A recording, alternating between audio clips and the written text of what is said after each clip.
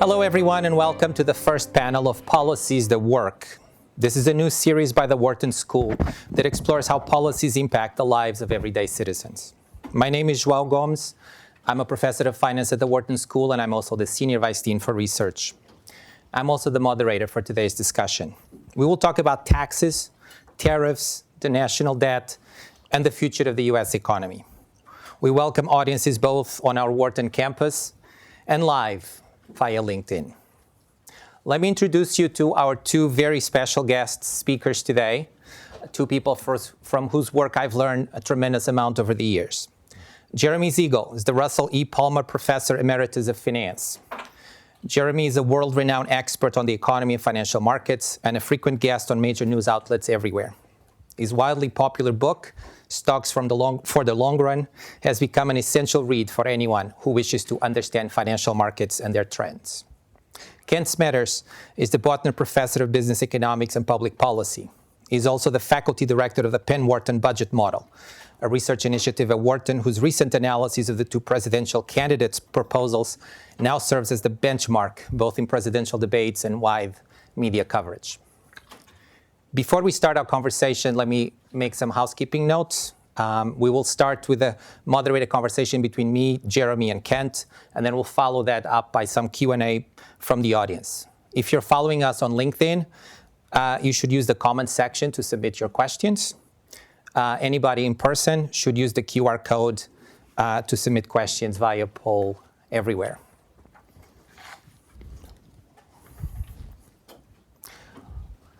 Hello, Kent. Hello, hey. Jeremy. Welcome. Thank you for being here. Good to be here. Let me start, Kent, with a question that I think is on everybody's mind. This presidential election looks expensive. Yeah. Every candidate, both candidates seem to be promising. It started with no tax on tips, no tax on Social Security, child tax credits. Everybody seems to get some sort of tax benefit. Can we afford all of this at a time where the debt to GDP ratio is almost at a historical high? Talk us through that, how you see that as a problem, what's the potential risks that you envision and the damage that might happen in the economy? Sure. I mean, short answer, no, we can't afford it.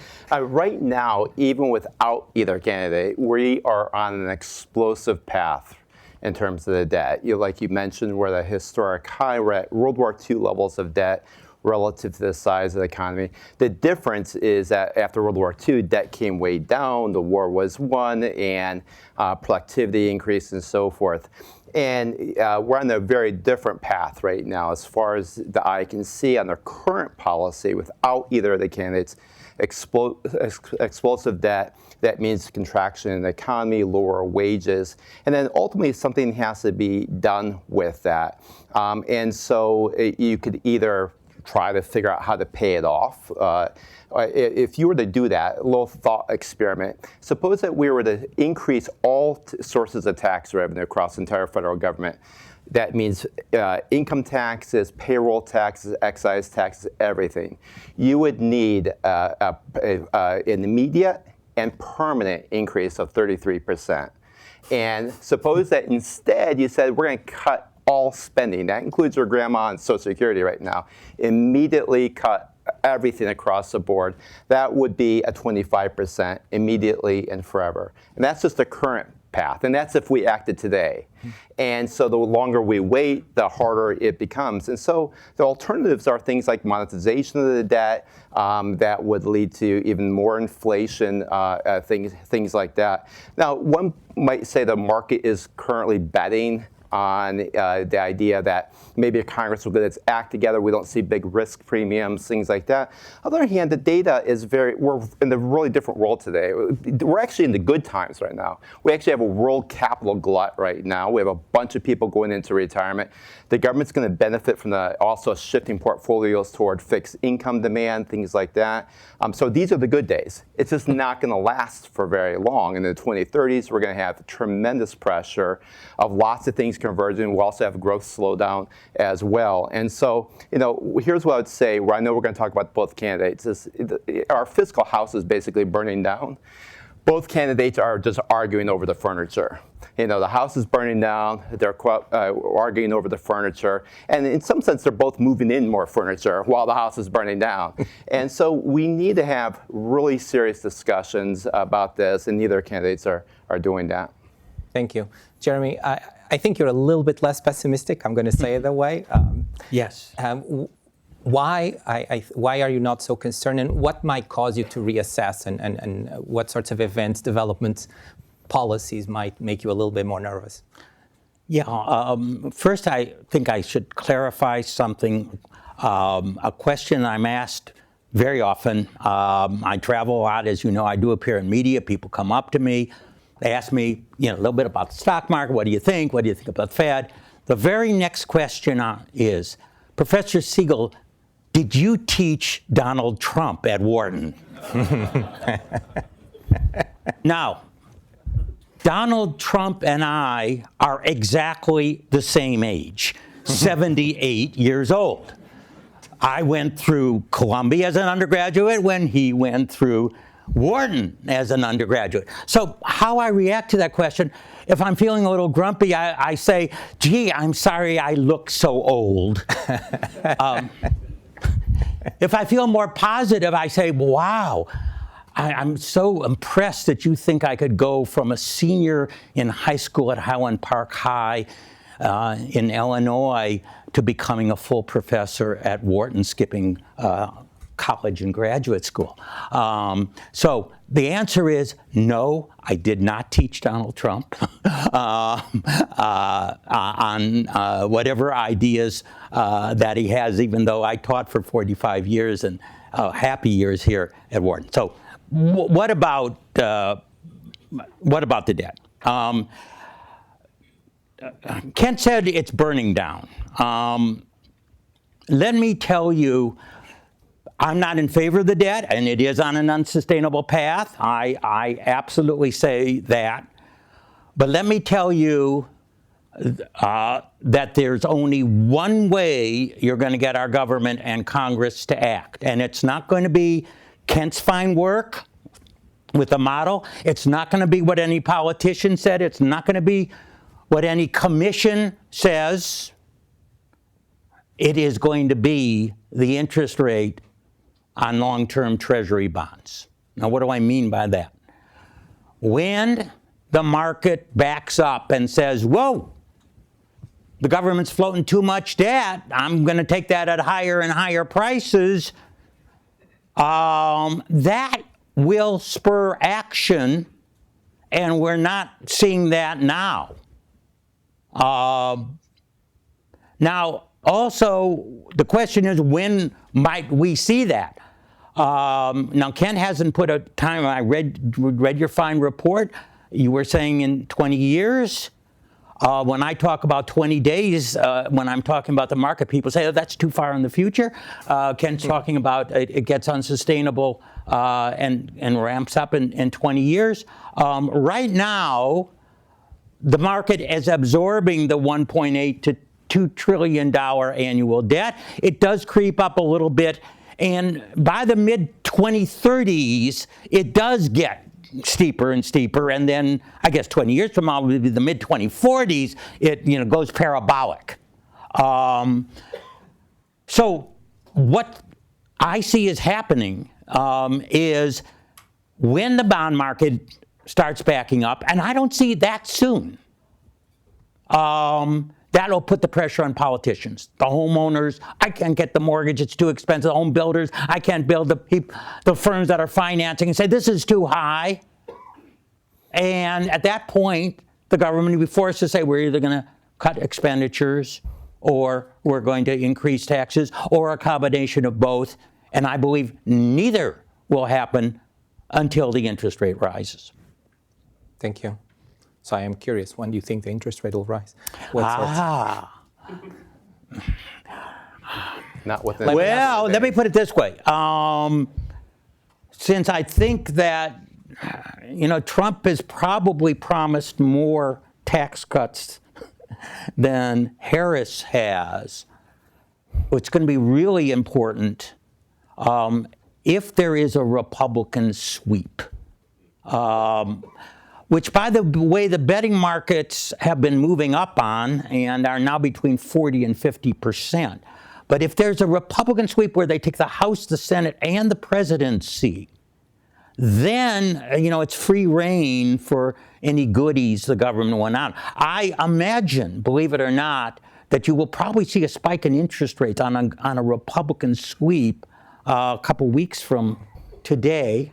Although, basically, we'll talk about, I think the stock market basically will like the Republican policies better than the Democratic policies. But that spike could happen. But it probably will come down because there'll be some soothing words, and it will depend on what finally gets enacted over time. So we might see a little bit of a spike, but really, I don't see any big increase in interest rates over the next 3 to 5 years. I mean, higher than today, but not anything that I think would be damaging to the economy. Kent, the Penn Wharton budget model put up a study, I guess in March, I think, discussing when you think that debt reaches unsustainable levels. And you think 150, 175% is probably the moment where interest rates really have to respond and the debt really starts to become explosive and unsustainable. What do you think of Jeremy's thoughts about interest rates and what assumptions are sort of critical for that view that 150, 175 is probably the upper bound how far we can go? Yeah, I mean, definitely the 175 under the most optimistic calculations. So the world right now has a tremendous amount of capital, and that definitely helps the government. They are able to sell still at higher price, a lower return. And then as people are going into retirement, their demand for lower risk assets also helps as well. That if anything, rates should be lower now than historic, simply because of that capital glut, simply because the portfolio changes. The demographics should actually imply lower rates. But as we go forward, because the spending increase, it actually happens very soon. It's how the markets respond. And the markets are basically, we do this calculation that basically says, suppose the markets constantly believe that Congress will eventually get its act together, and the presidency will eventually get its act together and create sustainability.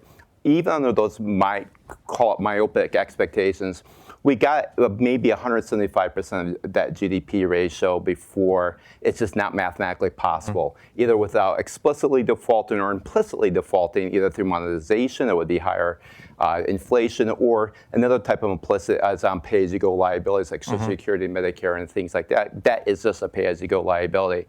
I think, stepping back a little bit, I'm constantly asked about this. We worry about debt. Why doesn't everybody else worry about debt?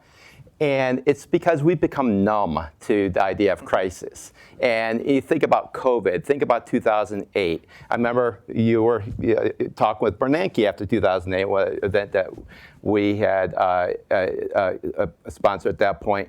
And you even mentioned how the risk premiums were very high, even especially relative to the Great Depression. How did we get out of those crises? More debt. The problem is, and so we kind of think we can solve all big problems, more debt. When the crisis is because of debt, you don't have that lever anymore. And that's the problem, is that you've run out of options. It's always like, oh, wow. And then it's too late at that point. And let me just say one last thing, and that is we spend a lot of time on validation. So people often ask us, why don't we see a relationship between debt and interest rates, but not a super strong relationship? Well, that's because most of the identification that people have used in the past has been cyclical changes in debt, where the supply of debt and the demand for debt are changing at the same time. We're actually able to replicate that low correlation with our framework when you have those shocks, those what's called TFP shocks. The problem that we're really on right now is on a secular basis. That's where you get the big macro effects. And again, this 20 years thing, that is like, outer bound, feel good, capital markets really believe something's going to work. And I'm often asked, like, once when could it happen earlier? And it's like, well, when the capital markets wake up, it could backward induct till tomorrow. And so it really comes down to, we know about fixed income markets too. One last point is that they tend not to bend, they break. It's bank run problems. They tend to panic. And people say the U.S. is too big to fail. No, there's definitely things that can happen for the U.S. I want to ask Ken, I mean, we all remember the Reinhard Rogoff book that came out, what was it, 15 years ago about? Called This Time is Different. It made a huge splash. It was talking about the debt crisis in the United States.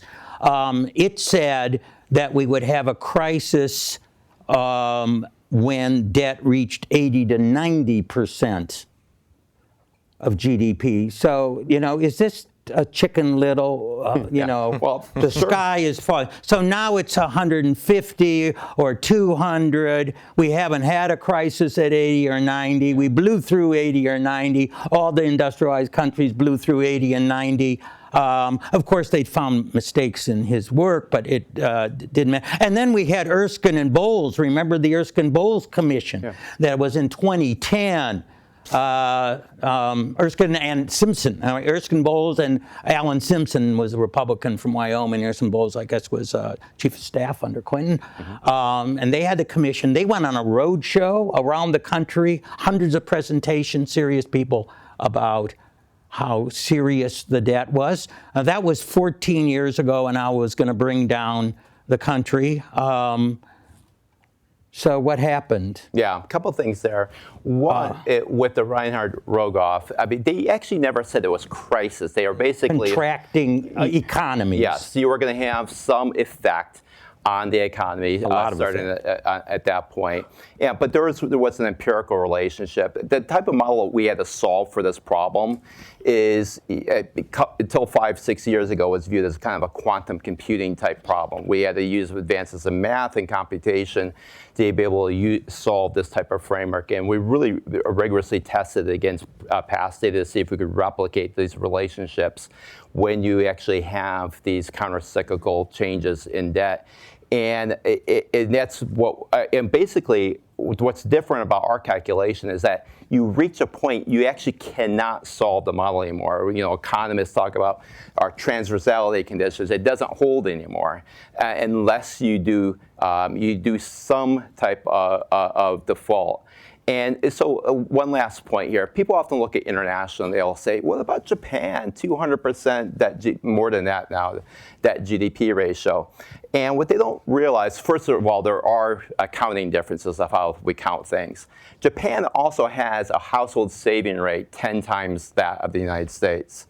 And so on a national saving rate basis, Japan actually has a higher national saving rate, netting out the public debt, than the United States. And so we're not Japan, and it's not right to always do those comparisons. And some of those international things, we're mixing lots of those things with just controlling with fixed effects. Well, let me talk about policies and switch a little bit. Jeremy, there's lots of places where Vice President Harris and former President Trump disagree. But tax policy, perhaps two of the most notable costly implications of their proposals are President Trump, or former President Trump, wants to extend the tax cuts to the higher income and also the capital gains and the corporate income tax as well. Vice President Harris proposes to sort of eliminate those and effectively increase taxes on the higher marginal payers and also increase the corporate income tax. Help us think through, how do you see the impact of that on the economy? Okay, so what's good about it? There's some very important dates here. As all of you know, the Trump tax cuts expire on December 31st, 2025, not this year, next year, because they're 7 years, because they were done on a reconciliation. This is why it's really important not only who wins the presidency, but who wins the House and Senate. Because if there's blocking, in other words, let's say the Senate looks like it's going to go Republican. The betting markets are over 80%. Okay, that's going to switch. The House is very close. So if the House is different from the Senate, then there's going to be a huge negotiation on taxes. We may really see a year and a half, a lot of taxes, because they automatically revert on January 1st to the Obama rates and all of the Obama rates. Now, interestingly enough, I didn't know this until I looked it up. The corporate tax rate was permanent. It is not one of those that actually expires. But however, everything's on the table, right? I mean, the Democrats are, if they take the, if the Democrats take the House, they're going to go to the Republicans and say, yeah, you want this, this, this. How about giving us 3 or 4 points on the corporate tax rate if you want to do that? So everything's going to be on the table. It's going to be huge. Now, if the Republicans sweep, then, they can say we're just extending all the tax cuts and more, if the bond market will take it. So that's important. On the corporate tax rate, I actually don't think it should rise. I think that we were losing. I mean, even the Democrats admitted under Trump that it was too high. They didn't want to bring it down as much as he did. But we were losing in headquarters here in the United States. People were going, and that really did stop. And since we tax capital income, question of the corporate tax rate, is it really, is that really double taxation or not? So I would like to see, I'd like to see the corporate tax rate really sort of remain the same rather than going up. I know Trump is talking about actually lowering it as far as that's concerned. But again, I think really the bottom line, what's going to pressure all these politicians is basically what's going to happen to the bond market and the interest rate. And if it goes up and they say, you're going to do too much. And by the way, Reagan's take 2 examples. Reagan, 1980, when he had tax cut, actually the bond market backed up. Congress went back and closed some loopholes. The bond market got satisfied. Most important, and it's all in our memory because it happened, I guess, less than a year ago. Remember Liz Truss at the UK? She thought she was another Margaret Thatcher and decided, I'm going to cut taxes 20% and stimulate the economy with no revenue coming in. Well, do you all know what happened to the bond market? It fell apart. She became the shortest serving prime minister in 400 years history of the UK. She was out. And now actually the bond market went back to normality, and actually UK is doing pretty well as an economy. But what got her out?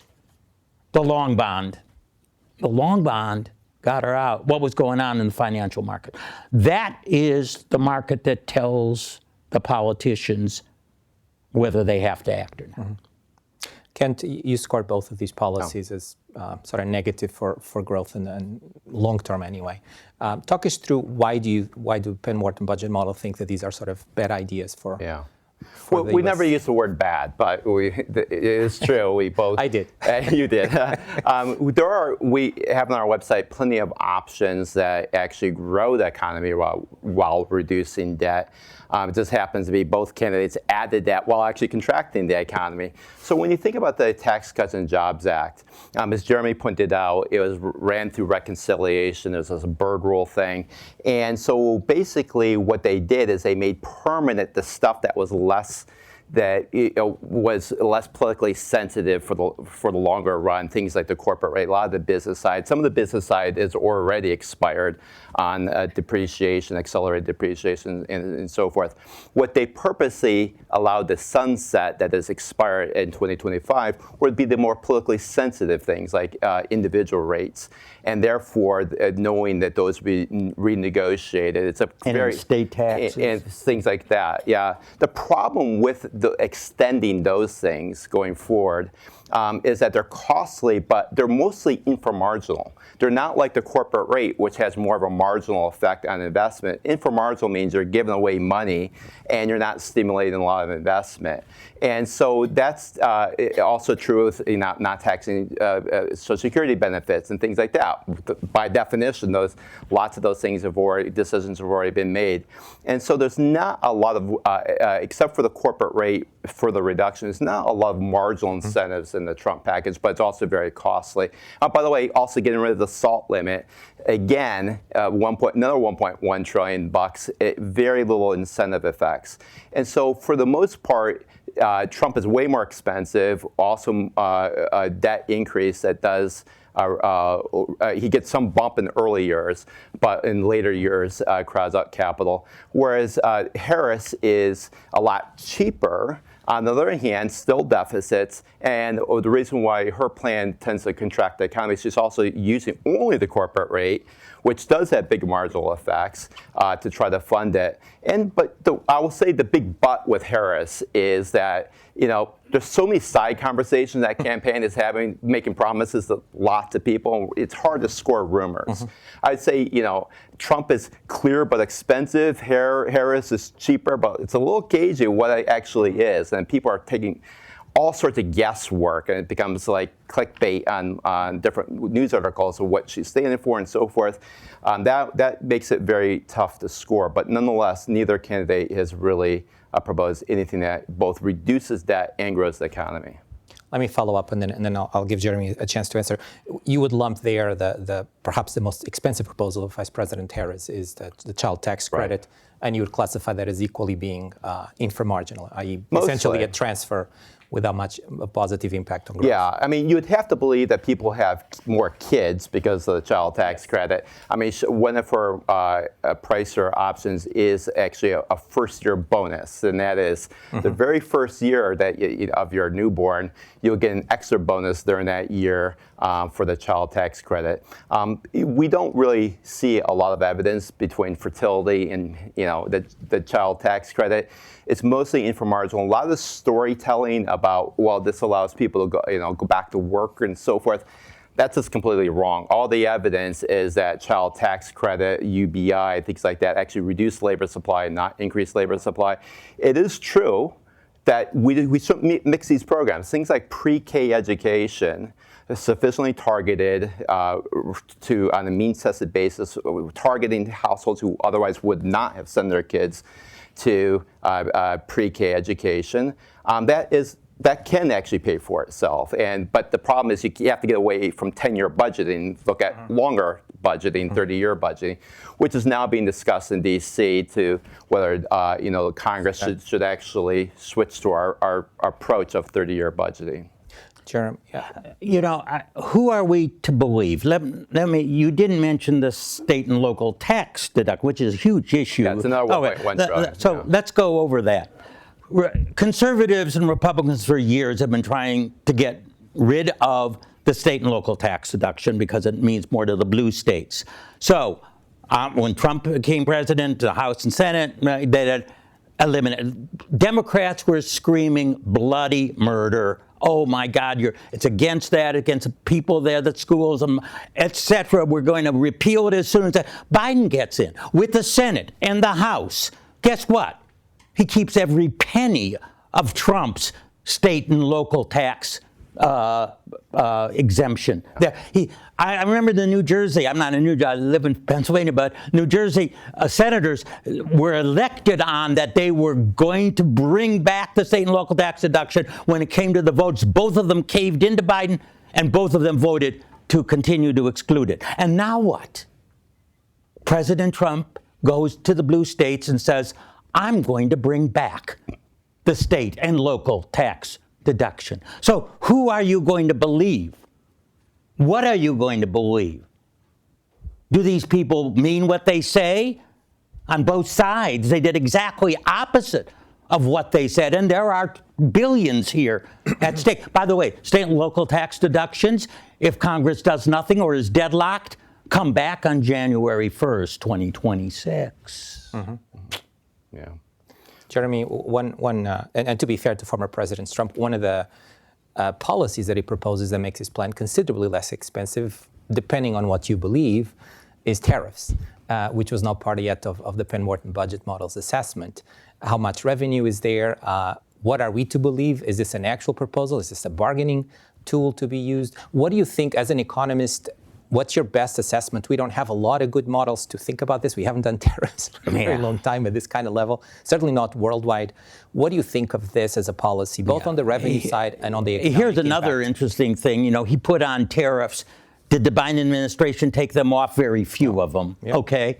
And they had all three branches of Congress. Again, listen, what other politicians say? Well, a tariff is like a value-added tax. Which, by the way, interestingly enough, conservatives and Republicans have hated and would never want and never voted for, because that's just another way to get money for the government in addition to all the income tax on that. It's like a sales tax, an extra tax. I do think that Trump wants to use it more as a bargaining tool, although I'm just telling you what a 20%. Now, I think the dollar would rise. If you do macroeconomic models on trade, a 20% tax would cause the dollar, I'm going to say, maybe rise 10%. That offsets 10% of the price impact on that. They will be getting some revenue from that, but now you get the possibility of retaliation. And you get the possibility of, okay, you're putting a tax on me, I'm putting a tax on you, and then you get, I think the Smoot-Hawley tariff of the 30s is overestimated as being a cause of the Great Depression, but globalization is a net plus for the world, and if everyone retreats to barriers by taxes, that's not going to help anyone. Mm-hmm. Kent, this is one policy you haven't scored yet, in part because I think retaliation makes this really difficult to study.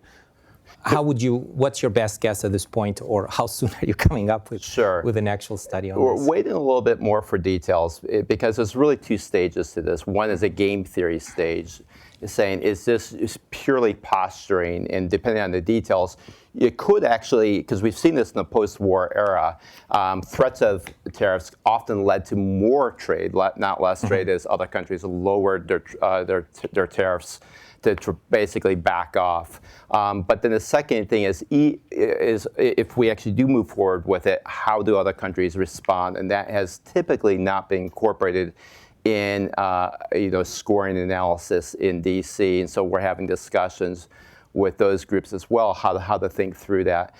So we're waiting to see on some of those details if that were to go forward. Here's the biggest cost of tariffs. It's not just prices. Some of the price effects that you've seen in the media are a bit embellished. They ignore substitution, that people substitute toward cheaper products. There's some embellishment, the exchange rate effect that Jeremy talked about, and so forth.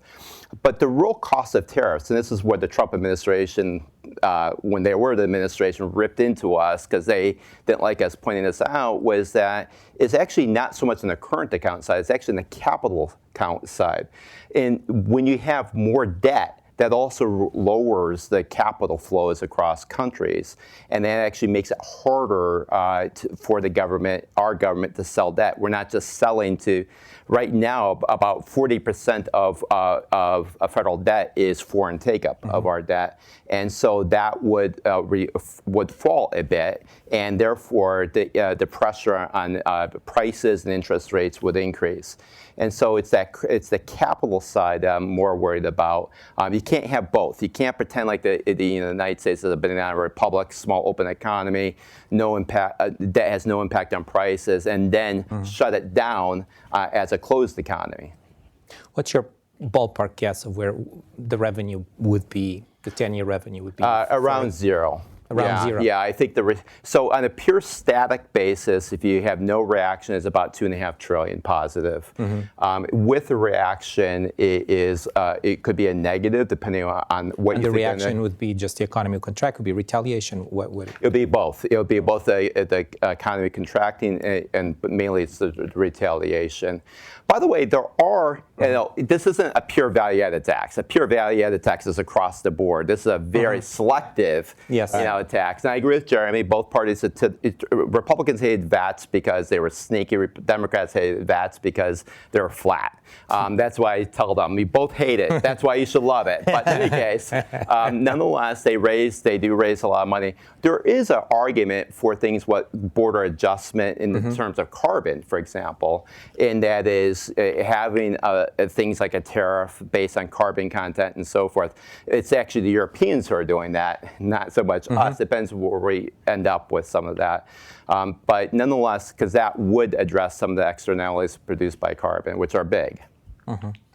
Jeremy, would you agree with Yeah, I mean, the retaliation is the big thing, and that would cause a contraction, and that causes a deficit. I mean, if the economy contracts, you're going to lose much more in tax revenue, I think, than you would gain on the side of the tariff itself. So that is not going to be a net positive, which actually makes me think that he's going to use it as a bargaining chip more than anything else, even though, he could. Of course, it's also, we haven't talked about, 60% is what he said on China. And really, I mean, and, being anti-China is very popular in Washington today. And so, higher tariffs on China would cause a lot of production, go to India, maybe Mexico, et cetera, and so on. Although, of course, he says it has to come back to the U.S., not to get any tariff, but you're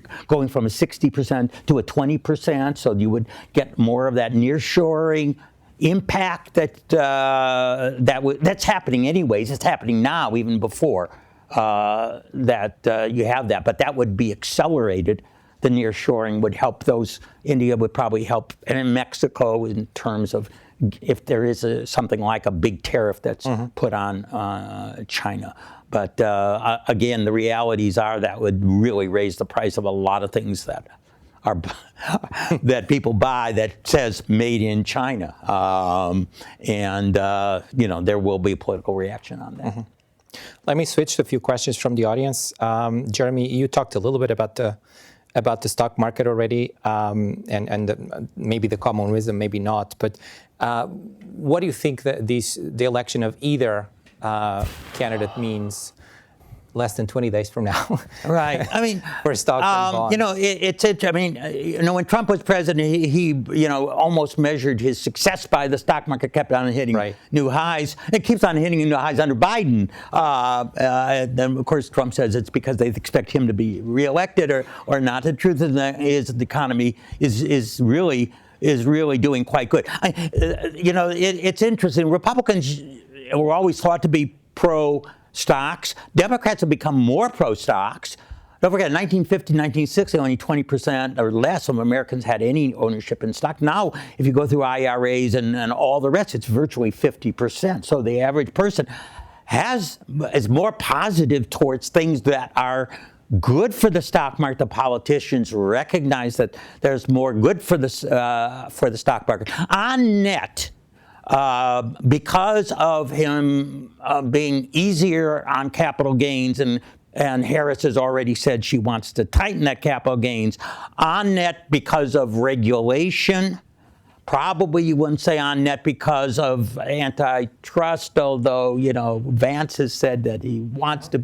There's a little bit of back and forth on that. I would say that the stock market would prefer a Trump victory. I mean, I do want to bring you back to 2016 when they were scared to death of Trump, and in the hours on the November 5th date, the stock market plunged for a few hours when he won and then started going straight up because they said, just a minute, he has the House, the Senate, and the presidency, and they want a tax cut on capital. Hey, this is going to be good, and the stock market soared.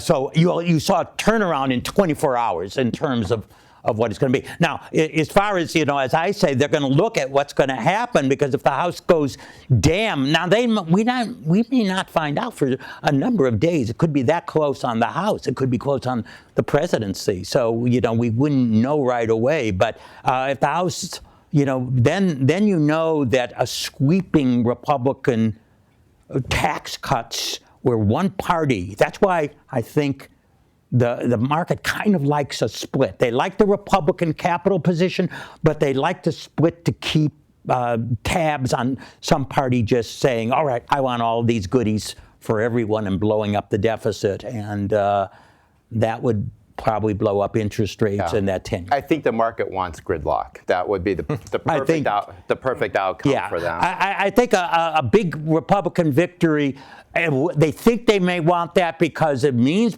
the extension of that tax cuts, but I think the bond market is not going to like that. And so as a result, there's going to be a tossing and turning on that particular issue. And the other market that really matters for the average American is the housing market. Yeah. And at least one candidate has some specific proposals on this, which I don't remember if you scored yet or not. Sure, we did. Yeah. What do you think? What do you think is the best candidate? That might be too strong. You don't want to say that. But what do you think of the impact of those policies and maybe unsaid policies that President Trump has? Sure. Candidate Harris has proposed up to $25,000 tax credits for first-time home buyers. And here's obviously what she anticipates in terms of supply, of being able to create that supply. It's unrealistic. It requires way more time to build all those homes and so forth. Here's what I would say is that younger people today are really hit hard when it comes to owning a home. If your vision is about owning a home, there's multiple things going on against you. One is that there's still pretty strict supply. We also, where you want to live, there's big zoning that's often local. But also think about a lot of the stock market run up. It hasn't really been benefiting a lot of younger people today or coming out of college and so forth. It's really been benefiting older people, middle-aged people, and they now have this wealth and they can bid up housing prices. And so I don't see it really having, younger people are under much more pressure if they want to be able to buy a house. Do I think that, from a policy perspective, a first-time, buyer credit is far from optimal. I mean, it's like in the third best kind of category. The first best would bring rates down. And how you bring rates down is through sustainable debt policy. And that is way more important than a $25,000 credit. I mean, think about doubling your house bill as you go from a 3% borrowing rate to a 6 and 7% borrowing rate, way more important than a $25,000 credit. Jeremy, as you made it very clear, you're sort of comfortable with the debt continuing to drift up, and you're not really that troubled with some numbers. But I think, and let me elaborate a little bit on that. I mean, we talk about debt to GDP ratio, and we're taking U.S. GDP. We have to understand 1/3 of the debt is owned by foreigners. So the U.S. portion of that is down to 2/3 of that. Now, some people say, well, they could all sell it. I don't see that happening. I mean, that went from 0 in the immediate post-war. It keeps on going up. It's 30. But if you lock it at, if you should take either the debt to world GDP ratio, which has gone up as the rest of the world has developed, or take the U.S. portion of it, doesn't look as scary. It still goes up, on a steep path. I've also looked at the debt to wealth ratio, taking total stock market, real estate, and other wealth, and that actually goes up even more gentler, again, toward the 2040. And don't forget, we haven't, it's Medicare and Social Security, mostly Medicare. I mean, it's like, I think 3 times as important. It really, starting in the 2035, 40, it starts going up. When I did debt to wealth, U.S. held debt to U.S. wealth, that instead of coming to twice GDP, actually just got to the GDP level that it got to at the end of World War II by the end of the CBO forecast, what is it, 2065 or something, somewhere that. So right now, I see an ability to absorb the deficit that we have. I think the bond market will warn us of that, and that's the only thing that will push politicians. Again, there might be a little spike because people will think about it Trump wins and with all the goodies being promised. But I don't see the bond market backing up anytime soon. I think the bond market is backing up now because growth is much stronger, and the Fed is basically, by its saying it's going to be looking at unemployment, has taken recession not off the table, but lowered its probability, and that's one reason. I expect actually long rates to go up from the current level. But when it squeezes, when oh my God, if it starts going to 6 to 7, 8, we're talking about home. You're right. That's much more important than mortgages. We talk about home prices since March 2020, when the pandemic began, are up 45% by the Case-Shiller. But if you take the cost with the 80% mortgage, it's gone up almost 150%. And by the way, and I think Kent is right. I mean, starter homes, if she's going to do it the first time high, starter homes, if you don't increase the supply, starter homes will go up by $25,000. So you're going to get a credit for $25,000 and the price will go up by $25,000. Unless you increase the supply of those homes, there's absolutely no net benefit to the individual going on. Okay, a different question. Kent, policies that used to be dear to the Democrats were high minimum wage. We don't hear much talk about that. Maybe I missed it. What do you think of the cost of those policies, the damage to the economy, or the benefits in terms of employment levels, which have been hotly debated in the last decade or so? That's a much more of a regional debate now rather than a national debate. So in California, for example, and so forth. And I actually think that thinking has also evolved as well. Minimum wage is typically not the most effective way of doing redistribution. And the reason why is that we now have an earned income tax credit. It's usually a lot more effective at doing that redistribution. Here's the real way to think about minimum wage. It's basically a tax on employers who employ low-wage workers, not taxing all the employers who basically have very few low-wage workers. But the employers who have low-wage workers also tend to be low-margin employers. There's a reason why the Googles and the Facebooks and the Amazons, they're okay with minimum wage. It doesn't hit them. Whereas if you had to fund the EITC, you would fund it from general revenue using the corporate rate as well as taxes on higher wages and so forth. For the most part, minimum wage is dominated as a policy by the earned income tax credit and other forms.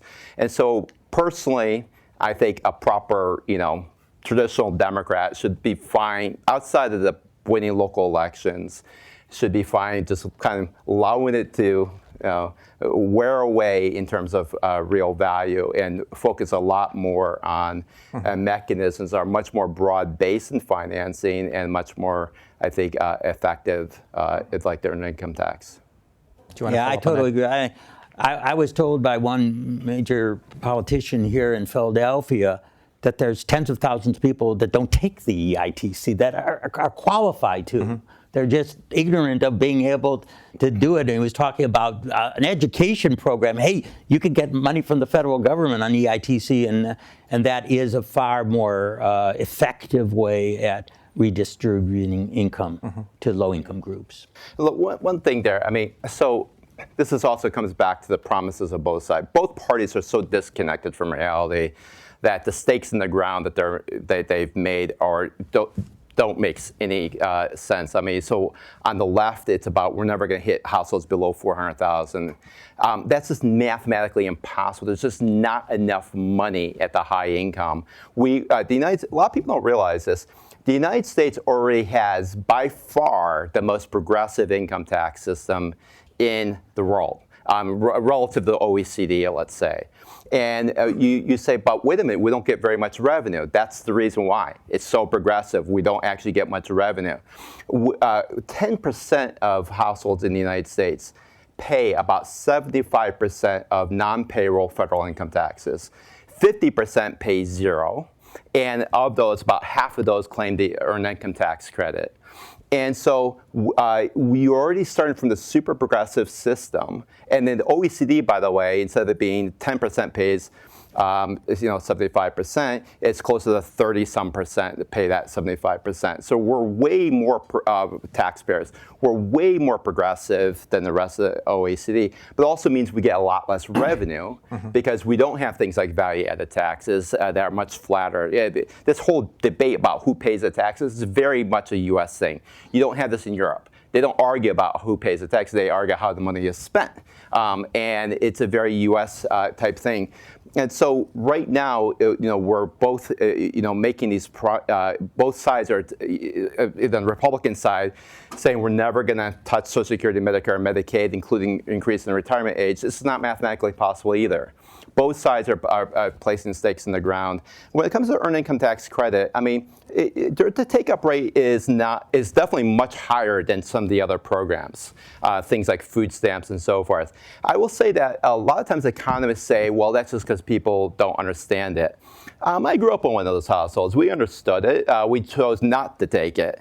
And so a lot of households just choose not to take things like the food stamps and so forth simply by choice. It's in terms of information, yes, there might be some information gap. I don't think it's as big as we often think.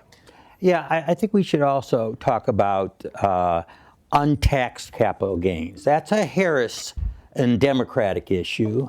Let me ask you about. I wanted to. We'll maybe you're going to get to that. I don't know. But I was going to ask you about something else. That it's a big group of policies in which tariffs, I think, is just a small manifestation, which is industrial policies, which we hadn't thought about, I think, for decades. And I think now both parties are, in one way or another, trying to engineer winners across various industries and reshoring manufacturing. This, I think, how it started maybe a few years ago. How do you think through that? What do you think are there any good ideas in there in the mix that you like? I think there's this feeling, let's bring back the halcyon days of the 60s when, that manufacturing jobs were very high paying, among the highest paying jobs. That's just not the world today. The loss, it's in their minds. I mean, in Trump's minds and even Democrats' minds, I want to bring manufacturing back here where they've got really big wages, and that's just a different world. I mean, than we have. CHIPS Act, for example? I mean, the CHIPS Act is a security. I mean, and that's another issue. I mean, the CHIPS Act to bring back critical issues. I mean, look what we saw with even COVID. Critical things were being done outside the United States. We couldn't get, the medical masks and things that hospitals needed. So we have to identify a few of those, and that was a source of the CHIPS Act. Now, industrial is we know better what direction we would like the economy. That, I think, is dangerous and has not been successful around the world. I mean, we have a dynamic economy by letting the market tell us where the public wants those demands and where that production is going to go. But I think a lot of it, this hasn't been so much direct outside the CHIPS Act, because security and a couple of those other acts. It's not been we want to favor this. We want to bring the manufacturing jobs back here. I was going to say EVs. Yeah, EVs are. I could come up with many examples. Yeah, right? I mean, but the EVs are bounced around with the climate thing, back and forth. That I think is mixed with the view on climate more than anything else. They're expensive, right? Yeah, they're very expensive. These are. Yeah. They're likely to be even more expensive than we thought. What do you think? We had to reset our scores simply because the way Treasury interpreted certain words contrary to the English language. And so it was the most bizarre interpretation. So we had the Inflation Reduction Act went from being slightly positive revenue to big revenue loss because of the EVs. Here's what I'd say. Historically, the evidence of picking winners and losers, we've had many experiments. Japan tried that in the post-war era. And the MIDI and the Ministry of Finance, and what were the industries they discouraged Japan from expanding on? auto manufacturers as well as consumer electronics. The belief was there's no way Japan could be competitive against this monster United States in those areas. And they basically got everything wrong. And Japan did not grow because of industrial policy. It grew in spite of really poor industrial policy. They just had a really good high saving rate combined with good education. I'm going to try to finish on a happy note. Jeremy, of all the proposals in this campaign, what's your favorite? Oh, boy. I mean, I was looking at that policies that work in parentheses and the candidates' policies which don't work. Yes. Thinking as far as that's concerned,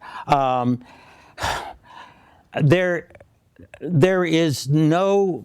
I'm trying to think. No policy that I see outside of getting rid of. I mean, a couple things are possible. A lot of waste in government. Who knows whether Trump with Elon Musk, who had another controversial figure to say the least, but has cut costs more than any other manufacturer probably since Henry Ford, can do to cutting those type of expenses that you have. Certain regulations too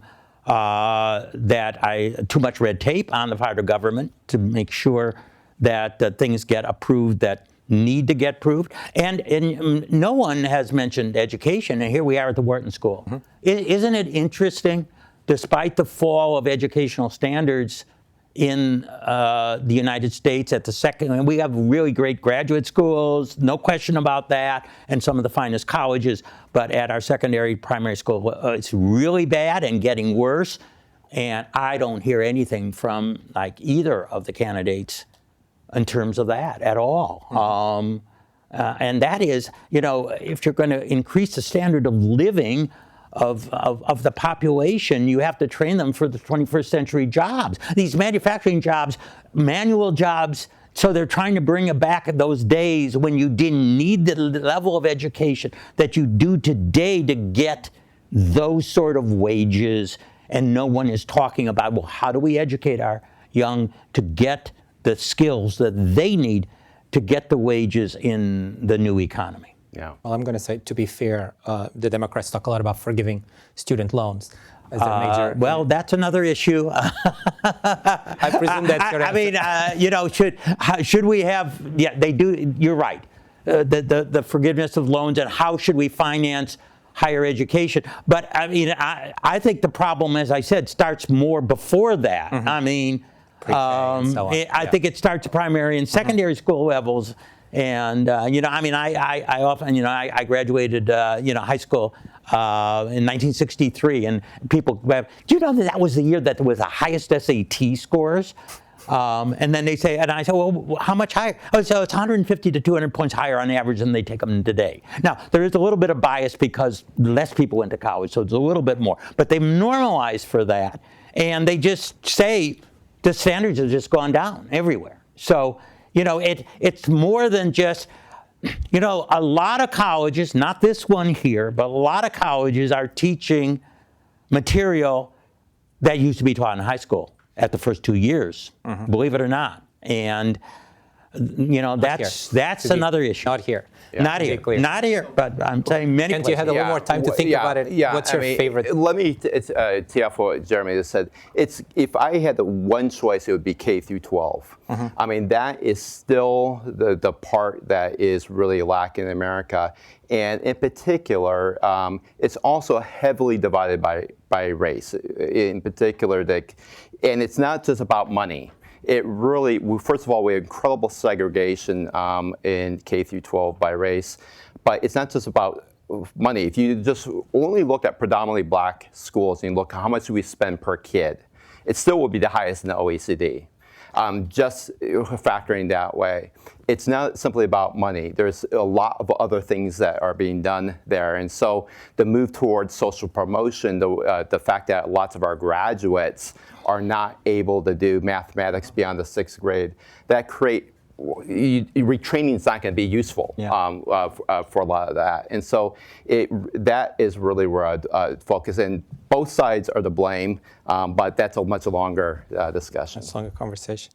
I thought some of you would say tax cuts for struggling macroeconomists, but that's going to be some other time. I think that's all you have time for. Thank you so much, Kent, Jeremy. Thank you to all of our audience, both here and on LinkedIn. I hope you enjoyed it as much as we all did. I'm going to say just as a goodbye, please join us for the next event in this series on AI, technology, and the role of regulation. This is going to be on November 18th, and we're going to discuss, obviously, the challenges involved in adequately regulating AI and the innovation takes place in this country and abroad. Thank you so much. Have a wonderful day, wherever you are.